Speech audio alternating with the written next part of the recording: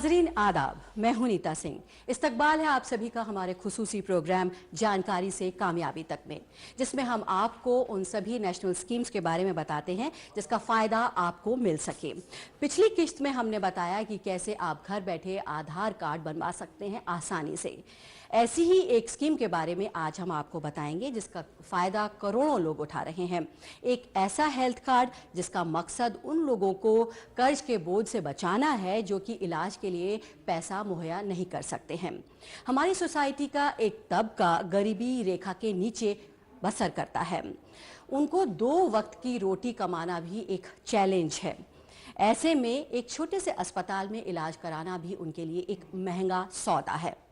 ऐसे लोगों का मुफ्त में इलाज हो सके, इसके लिए मरकजी सरकार ने एक स्कीम लॉन्च की है, आयुष्मान भारत। ये स्कीम क्या है और कौन ऐसे लोग हैं जो इसका फायदा उठा सकते हैं, इसके बारे में आज हम बात करेंगे। आज हम बात कर रहे हैं आयुष्मान भारत और हेल्थ कार्ड की। इस पर बात करने के लिए हमारे साथ मौजूद हैं आज एक खास मेहमान, chief executive officer national health authority of India, doctor RS Sharma. Doctor Sharma, welcome to the programme. शुक्रिया, बहुत बहुत शुक्रिया। आपसे हम हेल्थ कार्ड के बारे में और आयुष्मान भारत के बारे में बात करेंगे, लेकिन आइए उससे पहले एक नज़र डाल लेते हैं इससे जुड़ी एक रिपोर्ट पर। देश हो रहा आयुष्मान, हर क्षण, हर प्रहर, हर दिन।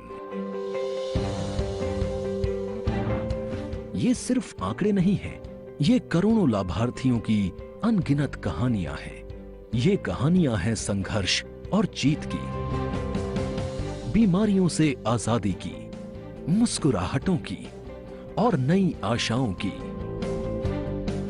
इन आशाओं की नींव माननीय प्रधानमंत्री श्री नरेंद्र मोदी जी ने 2018 में आयुष्मान भारत प्रधानमंत्री जन आरोग्य योजना के रूप में रखी थी। पिछले 2.5 वर्षों में हमने इसी सपने को बुना और साकार किया है। योजना के तहत अंतिम जन तक स्वास्थ्य सेवाओं की पहुंच को सुनिश्चित किया है, ताकि किसी को कर्ज न लेना पड़े दवा और जांच के लिए, किसी को खुशियां गिरवी न रखनी पड़े इलाज के लिए। आज इन प्रयासों का परिणाम चारों दिशाओं में दिख रहा है। तो इस रिपोर्ट में हमने जाना कि करोड़ों लोग आयुष्मान भारत और हेल्थ कार्ड का फायदा उठा रहे हैं, और इसको और तफसील से जानेंगे। हमारे साथ डॉक्टर शर्मा मौजूद है। डॉक्टर शर्मा, आयुष्मान भारत के जरिए गवर्नमेंट एक बहुत बड़ी आबादी को फायदा पहुंचाने की कोशिश कर रही है। ऐसे में क्या एलिजिबिलिटी क्राइटेरिया है और आप कैसे वेरीफाई करते हैं? आपने बहुत अच्छा सवाल पूछा है। ये जो स्कीम है करीब 2018 सितंबर से स्टार्ट हुई, और उस वक्त हमें ये आदेश दिया गया कि हम 40% जो हिंदुस्तान की आबादी है, जिसमें करीब 54 करोड़ लोग आते हैं, उनको हम प्रत्येक साल 5 लाख रुपए का जो इंश्योरेंस कवर है वो प्रोवाइड करेंगे। तो उस हिसाब से बहुत बड़ी आबादी इसमें शामिल है, और उनको हम जब तक 5 लाख रुपए का उनका जो एंटाइटलमेंट है वो खत्म नहीं हुआ, तब तक हम उसको इंश्योर करते हैं। तो एक बहुत बड़ी आबादी है जिसको कि आप फ़ायदा पहुंचाने की कोशिश कर रहे हैं इस स्कीम के ज़रिए। तो इसमें स्टेट गवर्नमेंट्स का भी कोई रोल रहता है क्या? उनकी भी कोई रिस्पॉन्सिबिलिटी है? हाँ, देखिए, ऐसा है कि ये स्कीम भारत सरकार के और स्टेट के सहयोग से चलती है। 40% हिस्सेदारी राज्य सरकारों की होती है और 60% जो हमारी केंद्रीय सरकार है उसकी होती है। और बेसिकली जो स्टेट हेल्थ एजेंसीज हैं हमारी, जैसे नेशनल हेल्थ एजेंसी अथॉरिटी हमारे हिंदुस्तान के लेवल पर है, उसी तरह से राज्यों के और केंद्रीय शासित प्रदेशों के स्तर पर स्टेट और यूटी की हेल्थ एजेंसियां हैं, जिनके मार्फत इस प्रोग्राम को हम लोग चलाते हैं। बहुत सारे लोग अब ये जानना चाहेंगे कि कौन से ऐसे अस्पताल हैं जहां जाकर वो अपना मुफ्त में इलाज करवा सकते हैं। क्या कोई लिस्ट है अस्पतालों की? ये देखिए, दोनों ही तरह के अस्पताल इसमें आते हैं। जो पब्लिक सेक्टर के अस्पताल, सरकारी अस्पताल है, वो भी आते हैं, और साथ ही साथ प्राइवेट अस्पताल भी इसमें शामिल है। करीब 25,000 अस्पताल पूरे हिंदुस्तान में इस योजना में नामांकित हैं, इस योजना में एम्पैनल्ड हैं, और जिनमें से किसी भी अस्पताल में आप जा सकते हैं। साथ ही साथ सबसे बड़ी चीज क्या है कि ये कोई जरूरी नहीं है कि आप किसी अस्पताल से जुड़े हुए हैं, आप किसी भी अस्पताल में पूरे हिंदुस्तान में जा सकते हैं। और 33 राज्य इससे जुड़े हुए हैं। केवल 3 राज्य ऐसे हैं जो इसका पार्ट नहीं है, बल्कि 33 राज्यों में हम लोग की ये योजना चल रही है। अगर हम बड़े शहरों की बात छोड़ दें और दूर दराज के इलाकों की बात करें, अगर गाँव की बात करें, तो वहाँ पर जो हेल्थ केयर सेंटर्स हैं, जो अस्पताल हैं, क्या उनके अंदर इतनी कैपेसिटी है कि वो इलाज कर सकें? बिल्कुल, क्योंकि हम लोगों ने जो एम्पेनलमेंट किया है अस्पतालों का, उस एम्पेनलमेंट के पीछे भी क्राइटेरिया यही है कि सारे हिंदुस्तान में जगह जगह पे हर जिला कवर्ड हो। तो हम लोगों का ये प्रयास रहता है कि हर जिले में कम से कम एक अस्पताल को हम एम्पेनल करें, चाहे वो प्राइवेट हो या पब्लिक हो। वैसे तो ये है कि हर जिले में जो सदर अस्पताल होता है जिले में, वो जिले का अस्पताल तो एम्पेनल्ड है ही इस स्कीम में। डॉक्टर शर्मा, अब एक अहम सवाल ये बनता है कि इस स्कीम के तहत क्या कोई लिस्ट है बीमारियों की जिनका इलाज मुफ्त में हो सकता है? जी बिल्कुल बिल्कुल, आप बिल्कुल सही कह रही हैं। करीब करीब 950 लगभग बीमारियां हैं और करीब 550 1550 करीब करीब जो इलाज के जो तरीके हैं वो हम लोगों ने बनाए हुए हैं, जिसको हम हेल्थ बेनिफिट पैकेज कहते हैं। तो लगभग सारी बीमारियां इसमें कवर्ड हैं, ऐसी कोई बीमारी नहीं है जो इसमें कवर्ड ना हो। अब ये अलग बात है कि मान लीजिए कोई आदमी कॉस्मेटिक सर्जरी करवाना चाहता है तो वो तो कवर्ड नहीं होगी, लेकिन वैसे जो अमूमन जो बीमारियां होती हैं वो सब इसमें कवर्ड हैं। इस स्कीम के तहत 50 करोड़ लोगों को फायदा पहुंचाने की कोशिश की जा रही है, ये बात कही जा रही है। तो अब तक कितने लोग हैं जो इस स्कीम में रजिस्टर करा चुके हैं और कितने लोगों को फायदा मिल चुका है? अगर हम बात करें खास तौर से अभी जो कोविड चल रहा है, कोरोना का समय है, ऐसे में देखिए इस स्कीम का सबसे बड़ा लाभ ये है कि इसमें रजिस्टर कराने की भी जरूरत नहीं है। जो हमारा डेटाबेस है 2011 का सोशियो इकोनॉमिक कास्ट सेंसस का डेटाबेस, उसमें जितने लोगों के भी नाम उस क्राइटेरिया के अंतर्गत आते हैं वो ऑटोमेटिकली इस स्कीम के लिए एंटाइटल्ड है। लेकिन फिर भी हम लोग ये प्रयास करते हैं कि हर एक व्यक्ति को इसमें आइडेंटिफाई करके उसको बता सकें कि आप इस योजना के हकदार हैं। तो वैसी स्थिति में करीब 19 करोड़ लोगों को अब तक हम लोग कार्ड दे चुके हैं और उसके साथ साथ करीब 2.25 करोड़ 2 करोड़ 7 लाख लोगों को हम लोग इसमें इलाज का फायदा पहुंचा चुके हैं। और हम लोगों का प्रयास यही है कि ज्यादा से ज्यादा लोगों को हम लोग आइडेंटिफाई करें, उनको कार्ड दें, क्योंकि कार्ड से क्या होता है कि एक व्यक्ति के पास एक टोकन रहता है जिसको लेकर के जाता है और वो अपना ये एक हक समझता है कि हाँ मुझे इलाज मिलना चाहिए। तो एक प्रकार से एम्पावरमेंट का टूल है वो कार्ड।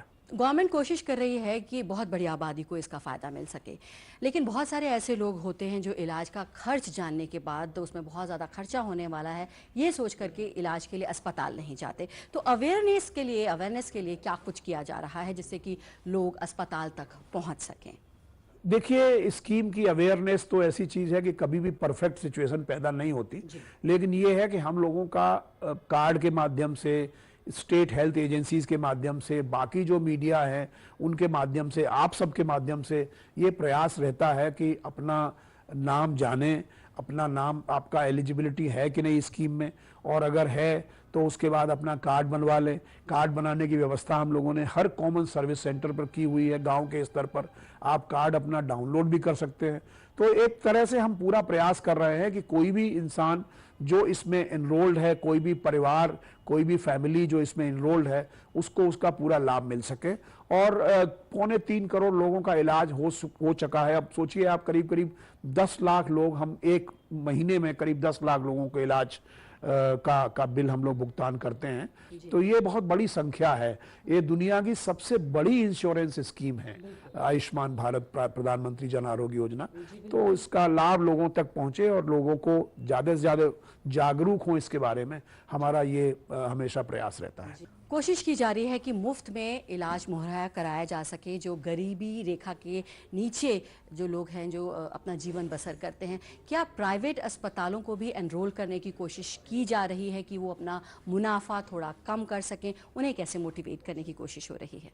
देखिए हमारा तो बहुत सीधा सिद्धांत है कि किसी को जब तक लोगों को लाभ नहीं होगा तब तक कोई लोग आएगा नहीं।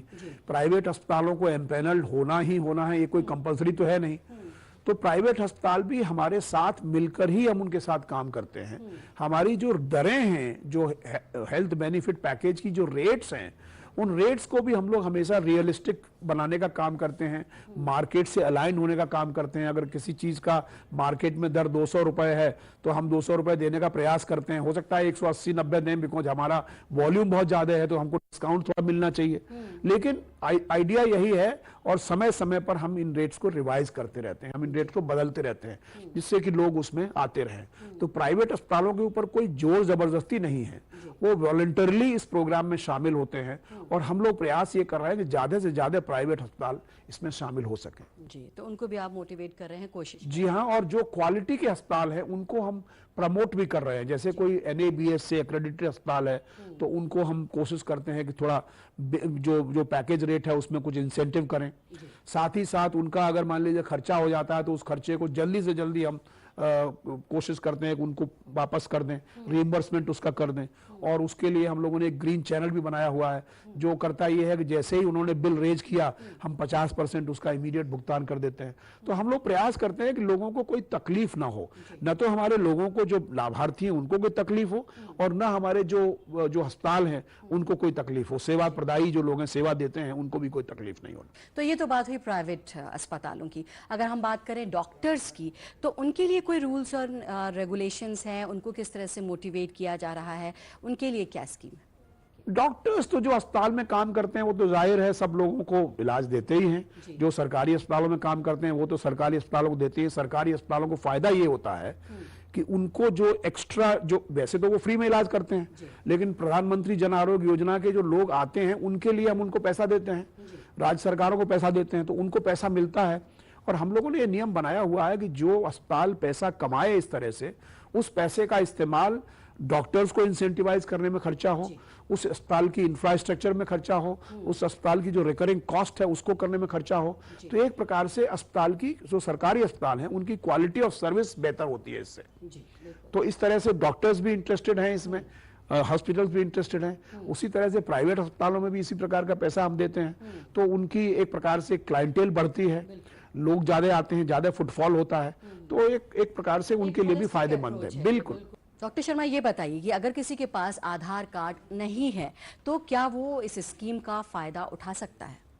देखिए, आधार कार्ड इसके लिए जरूरी है, क्योंकि हमें सबसे इंपॉर्टेंट चीज ये देखनी है कि जो व्यक्ति लाभार्थी है, जो व्यक्ति एलिजिबल है, उसी का इलाज हो रहा है कि नहीं। ऐसा तो नहीं है कि कोई दूसरा आदमी उसके नाम पे प्रॉक्सी करके इलाज करवा के चला जा रहा हो। तो इसलिए उसका ऑथेंटिकेशन जरूरी है, और आज के समय में आधार ही एक ऑनलाइन ऑथेंटिकेशन की मैकेनिज्म प्रोवाइड करता है। और वैसे भी जो पैसा सरकारी खर्चा होता है किसी स्कीम में, उस स्कीम में आधार जरूरी है। तो हमारी जो योजना है वो आधार का जो सेक्शन 7 है, जो ये मैंडेट करता है कि आधार कंपलसरी है, उसमें हमारी योजना नोटिफाइड है। तो इसलिए बिना आधार के हम किसी को एंटरटेन नहीं करते हैं। लेकिन ये जरूरी है कि ऐसा नहीं हो कि मान लीजिए किसी के पास आधार नहीं हो और कोई बहुत गंभीर तरह से है, वो खोज नहीं पा रहा है, उसका घर पे रखा हुआ है, तो ऐसा नहीं है कि उसको इलाज से वंचित किया जाएगा। वहां के जो लोग हैं वो अपने तरीके से उसको करेंगे। जी। अब अगर किसी के पास हेल्थ कार्ड है और वो मुफ्त में इलाज करवाना चाहता है तो उसे क्या करना होगा? अस्पताल जाके उसे क्या कुछ करना होगा? देखिए, पहली बात तो ये है कि उसे जानना होगा, अगर उसके पास आयुष्मान कार्ड है तो उसमें कोई समस्या नहीं, वो जाकर के अपना इलाज, कोई बीमारी होगी उसको करवा सकता है। अगर उसके पास आयुष्मान कार्ड नहीं है तो पहले उसे ये देखना होगा कि मैं आयुष्मान कार्ड का हकदार हूं कि नहीं। और हकदार होने के लिए उसको 2011 की जो लिस्ट है, उस लिस्ट में परिवार के रूप में शामिल होना होगा। अगर उसका जन्म 2011 के बाद हुआ है तो उसे अपने आप को परिवार में जोड़ना होगा। तो इस तरह से उसको एक एलिजिबिलिटी के बारे में निश्चिंत होने के बाद अपना एक आयुष्मान कार्ड लेके जाएगा तो उसका इलाज मुफ्त में हो जाएगा।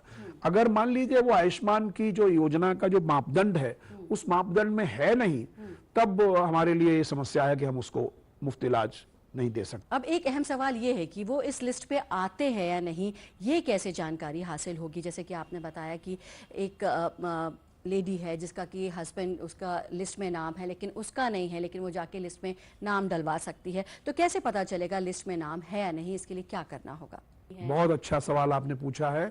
हम लोगों ने पूरी लिस्ट है पूरे हिंदुस्तान की, वो लिस्ट हमने पब्लिक की हुई है आयुष्मान भारत की वेबसाइट पर, और उसमें सबसे बड़ी सुविधा हमने ये दी हुई है कि आप खोज सकते हैं कि मेरा नाम है कि नहीं। जैसे मान लीजिए आप कहाँ गांव के रहने वाले हैं, आपके पिताजी का नाम क्या है, आपका नाम क्या है, इस तरह से पूरी व्यवस्था उसमें की गई है कि आप आसानी से अपना नाम खोज सकते हैं। और अगर मान लीजिए आप बाद में शादी के, जैसे शादी होने के बाद कोई लड़की किसी परिवार में आई है और शादी 2011 के बाद हुई है, तो अपने हस्बैंड का नाम देख ले कि भाई हस्बैंड का नाम मेरे का है कि नहीं। अगर उनका है तो परिवार में अपने पत्नी का नाम जोड़ सकते हैं। तो इस तरह से बहुत सरल व्यवस्था है। और जो कॉमन सर्विस सेंटर्स हैं, जन सेवा केंद्र हैं हमारे, जिनकी संख्या करीब 2.5 लाख है पूरे हिंदुस्तान में, हर पंचायत में जन सेवा केंद्र बने हुए हैं, तो उस पंचायत में भी जाकर के पता लगा सकता है। और इस प्रकार की व्यवस्था की गई है कि उस पंचायत के लोग उसको बता सके कि हाँ भाई आपका नाम उसमें है कि नहीं, और उसके बाद वो कार्ड बना सकते हैं। पहले कार्ड बनाने का पैसा लगता था, अभी हम लोगों ने ये निर्णय लिया है कि हम लोग कोई पैसा नहीं लेंगे, मुफ्त में कार्ड हर एक बेनिफिशियरी को बनाया जाएगा। तो ये अभियान चल रहा है और हमने इसी साल करीब 4-4.5 करोड़ कार्ड हम लोगों ने इसी वर्ष बनाए हैं। और घर के कितने सदस्य हैं जो कि इस स्कीम का फायदा उठा सकते हैं?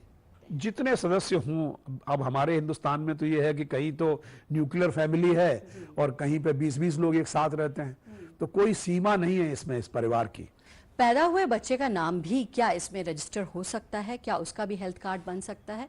बिल्कुल रजिस्टर हो सकता है, पैदा हुए बच्चे का नाम हो सकता है। अगर कोई बेटी उस घर में विवाह होकर के आ गई है, उस परिवार का अंग बन गई, तो उसका हो सकता है। जी।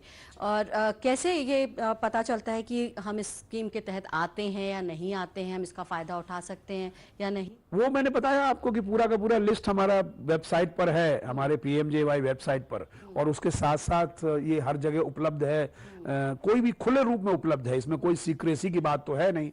जो लोग एलिजिबल है उनका हम पता लगा सकते हैं, उसमें कोई समस्या नहीं है। डॉक्टर शर्मा, अगर कोई व्यक्ति कश्मीर में रहता है और वो इलाज अपना केरल में कराना चाहता है, तो क्या उसको इसका फायदा मिलेगा? इस स्कीम का फायदा वो केरल में जाकर ले सकता है क्या? हमारे बिहार प्रदेश में मेरा बिहार कैडर और झारखंड कैडर है, तो उसमें वहाँ से जैसे लोग हैं, बहुत सारे लोग दिल्ली आते हैं, बहुत सारे लोग कलकत्ता जाते हैं, तो कहीं से भी ये पोर्टेबिलिटी इस योजना का सबसे बड़ा लाभ है कि आप जो है कहीं के रहने वाले हों, पूरे हिंदुस्तान में कहीं भी आप अपना इलाज करवा सकते हैं। अगर आयुष्मान भारत में वो हॉस्पिटल एम्पैनल्ड है तो वहां जा सकते हैं। तो ये बहुत अच्छा चीज है। और ये बिल्कुल स्वाभाविक है कि बड़े बड़े महानगरों में बड़े बड़े अस्पताल हैं, वहां जाके लोग इलाज करवाते हैं। अब कैंसर के बारे में मान लिए जाते हैं तो वो बंबई में TMH है जो, या और भी अस्पताल है जो हमारे साथ अगर एम्पैनल्ड हैं, तो वहां पर उसका इलाज हो सकता है। और इलाज के दौरान क्या सिर्फ कंसल्टेशन फ्री होती है या फिर दवाइयां भी मुफ्त में मिलती हैं? देखिए, सब कुछ मुफ्त में। इलाज का जो पैकेज है वो पैकेज में सब कुछ शामिल है। उसमें इलाज के डिस्चार्ज के बाद 15 दिन की दवाइयां भी शामिल है। तो ये बिल्कुल कैशलेस इलाज है एक प्रकार से। कोई भी पैसा जो लाभार्थी है उसको नहीं देना पड़ता है, न वहाँ रहने का, न वहाँ पे दवाई का सारा उस पैकेज में शामिल है। अगर कोई अस्पताल इलाज करवाने से मना कर देता है तो कोई क्या कंप्लेंट की जा सकती है? कहाँ जाकर कंप्लेंट कर सकते हैं? बिल्कुल शिकायत दर्ज कराई जा सकती है। लोकल जो हमारे सिविल सर्जन्स हैं, लोकल हेल्थ फैसिलिटी वाले लोग हैं, उनके पास, स्टेट हेल्थ एजेंसी के पास। हमारा कॉल सेंटर है जो पूरे हिंदुस्तान में से, जहां पे बहुत हजारों कॉल प्रतिदिन आते हैं, और जैसे ही कॉल आता है इस प्रकार का डिनायल ऑफ सर्विस का, तो हम लोग उसका इंतजाम करते हैं। तो बिल्कुल शिकायत कर सकते हैं आप। आई थिंक 14555 हमारा नंबर है, टोल फ्री नंबर है। उस टोल फ्री नंबर पे आप शिकायत कर सकते हैं कि हमको, हमारे पास आयुष्मान कार्ड भी है, हम एलिजिबल भी हैं, लेकिन किसी अस्पताल ने हमको परेशान किया या सेवा से लेकर लिया। आजकल हम देखते हैं कि ट्विटर पर भी बहुत सारे लोग शिकायत करते हैं और हम उसका निदान करते हैं। इतने बड़े आबादी को फायदा पहुंचाने की कोशिश की जा रही है, सरकार का इतना बड़ा कदम है, स्टेप है, इसमें किस तरह के चैलेंजेस आपके सामने आ रहे हैं? क्या चैलेंजेस आपने फेस किए हैं अब तक? देखिए, चैलेंजेस तो हमको इसी बात की, एक तो अवेयरनेस की जब बात कही आपने, अवेयरनेस इज वन चैलेंज। दूसरी बात कही कि भाई जो बेनिफिशियरीज हैं 2011 की लिस्ट में कुछ बेनिफिशियरी जो बाद में पैदा हुए वो नहीं कर पाए, तो बेसिकली उन लोगों को, ज्यादा से ज्यादा लोगों को आइडेंटिफाई करना एक चैलेंज है, जिसको हम लोग धीरे धीरे, अभी कोरोना के पीरियड में थोड़ा सा अभियान रुक गया, क्योंकि हमारे जो फील्ड वर्कर्स हैं, हमारे जो हेल्थ वर्कर्स हैं, वो नहीं जा पाए, जगह जगह जाने में समस्या उनको थी। लेकिन अब हम लोगों ने बड़ा अभियान एक चालू किया है, और हमारा इरादा ये है कि इस साल में जितने भी हमारे बेनिफिशियरीज हैं हम उनको सैचुरेट कर देंगे। हमारे माननीय प्रधानमंत्री जी का भी यही निर्देश है कि आप जो है बेनिफिशियरी जो लोग हैं उनको आप सैचुरेट कीजिए, उनको आप एम्पावर कीजिए, उनको आप कार्ड दीजिए और उनको इंश्योर कीजिए कि उनसे कोई भी इलाज में पैसा ना ले, बिकॉज ये बहुत ही कल्याणकारी योजना है सरकार की और इस योजना का लाभ सब लोगों को मिले, यही हम लोग सब लोग चाहते हैं। जी, इतनी अच्छी अच्छी बातें आपने आयुष्मान भारत के बारे में बताई हैं, तो हमारे बहुत से व्यूअर्स ऐसे होंगे जो खुद को इसमें रजिस्टर कराना चाह रहे होंगे और अब सवाल ये उठता है कि कैसे और कहां आप रजिस्टर कराएं। अगर आपको ये हेल्थ कार्ड चाहिए है तो हम आपकी ये मुश्किल भी आसान किए देते हैं और आपको बताते हैं कि आप खुद को कैसे रजिस्टर करा सकते हैं। अपनी हेल्थ आईडी बनाने के लिए आप सबसे पहले healthid.ndhm.gov.in की साइट खोलेंगे और क्रिएट हेल्थ आईडी पर क्लिक करेंगे। आपके सामने हेल्थ आईडी क्रिएट करने का ऑप्शन आ जाएगा। इसमें आपको जनरेट वाया आधार पर क्लिक करना है।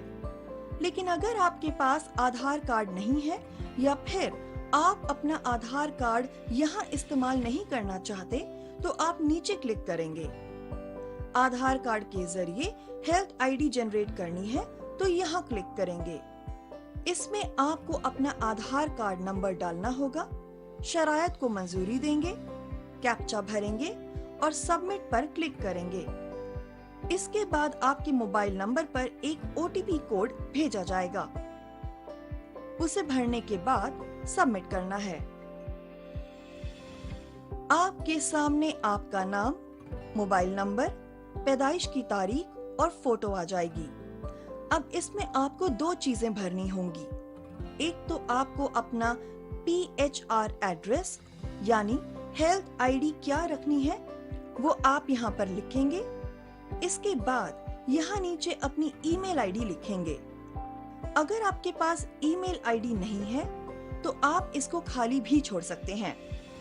इसके बाद नीचे सबमिट पर क्लिक करेंगे और कुछ ही पलों में आपका हेल्थ आईडी कार्ड जनरेट हो जाएगा। इसमें आपका हेल्थ आईडी कार्ड नंबर होगा, नाम होगा। आप नीचे क्लिक करके इसे डाउनलोड कर सकते हैं। कहीं से भी इसका प्रिंट आउट लेकर लेमिनेट करा लें और इसे अपने पास रखें। साथ ही साइड में आपको कुछ ऑप्शंस नजर आएंगे, जैसे कि माई अकाउंट में जाकर आप अपना प्रोफाइल एडिट कर सकते हैं, पासवर्ड, मोबाइल नंबर अपडेट कर सकते हैं, KYC वेरिफिकेशन आप दोबारा से कर सकते हैं और किसी भी वक्त आप अपनी हेल्थ आईडी को यहाँ से डीएक्टिवेट या डिलीट भी कर सकते हैं। सरकार की तरफ से आपको जितने भी हेल्थ बेनिफिट्स मिलेंगे वो आप यहाँ माई बेनिफिट्स में जाकर चेक कर सकते हैं। यहाँ पर आपको सारी डिटेल्स मिल जाएंगी। और हाँ, अगर आप बिना आधार कार्ड इस्तेमाल किए हेल्थ आईडी बनाना चाहते हैं तो उसके लिए आप क्रिएट योर हेल्थ आईडी पर क्लिक करेंगे, दूसरे ऑप्शन को चुनेंगे। इसके बाद जनरेट वाया मोबाइल पर क्लिक करेंगे, मोबाइल नंबर एंटर करेंगे, शरायत को मंजूरी देंगे, कैप्चा भरेंगे, सबमिट पर क्लिक करेंगे। आपके पास इसके बाद एक OTP भेजा जाएगा, जिसे भरने के बाद उसे आप यहाँ पर सबमिट करेंगे। अब आपको इसमें अपनी पूरी डिटेल्स मैन्युअली फिल करनी होंगी और आखिर में सबमिट पर क्लिक करेंगे। आपका health ID card successfully generate हो जाएगा। कार्ड डाउनलोड करने के लिए यहाँ क्लिक करेंगे और अपनी आईडी डाउनलोड कर लेंगे। इसके बाद इस हेल्थ आईडी में हेल्थ रिकॉर्ड सेव करने के लिए आपको एक ऐप डाउनलोड करनी होगी, NBHM हेल्थ रिकॉर्ड्स। इसमें आप PHR एड्रेस और पासवर्ड डालकर लॉगिन करेंगे, अपने प्रोफाइल पर क्लिक करेंगे और आप इसमें सभी डिटेल्स देख सकते हैं। आपका QR code, health ID number, password, इसमें सारी आपकी पर्सनल इंफॉर्मेशन आ जाएगी। यहीं से आप अपना पासवर्ड भी चेंज कर सकते हैं और अपना हेल्थ रिकॉर्ड इसमें जोड़ने के लिए आप लिंक रिकॉर्ड पर क्लिक करेंगे। जिस हॉस्पिटल में भी आपने इलाज कराया है या आपका इलाज चल रहा है वो आप यहाँ पर जोड़ेंगे। अपनी रियासत और जिले का नाम सिलेक्ट करेंगे, बारी बारी सभी डिटेल्स भरने के बाद यहाँ पर आपका हेल्थ रिकॉर्ड जुड़ जाएगा। इसी तरह आप अपने और रिकॉर्ड्स भी यहाँ जोड़ सकते हैं। इस तरह आपको एक ही जगह पर अपनी सारी हेल्थ हिस्ट्री देखने को मिल जाएगी। किसी भी वक्त अगर आप अपनी आईडी डिलीट करना चाहें तो आप माई अकाउंट पर क्लिक करेंगे और डीएक्टिवेट या डिलीट पर क्लिक करेंगे। फिर आपसे पूछा जाएगा कि आप अपनी आईडी क्यों डिलीट करना चाहते हैं। वो भरेंगे, ओटीपी डालेंगे, पासवर्ड डालेंगे और सबमिट करेंगे। इस तरह आपकी आईडी परमानेंटली डिलीट हो जाएगी। तो बहुत ही आसान है आयुष्मान भारत कार्ड बनवाना। उम्मीद है हमारे व्यूअर्स को ये जानकारी पसंद आई होगी और वो इसका फायदा भी जरूर उठाएंगे। Doctor R S. शर्मा, आपने ऐसे सवालों के जवाब दिए जो लोगों के जहन में अक्सर होते हैं। इन तमाम सवालों के जवाब देने के लिए आपका शुक्रिया। आपका भी बहुत बहुत शुक्रिया हमको अपने चैनल पर आमंत्रित करने के लिए। शुक्रिया। तो आज हमारे प्रोग्राम में बस इतना ही। अगले हफ्ते फिर हाजिर होंगे एक नई स्कीम के साथ। फिलहाल मुझे दीजिए इजाजत। आदाब।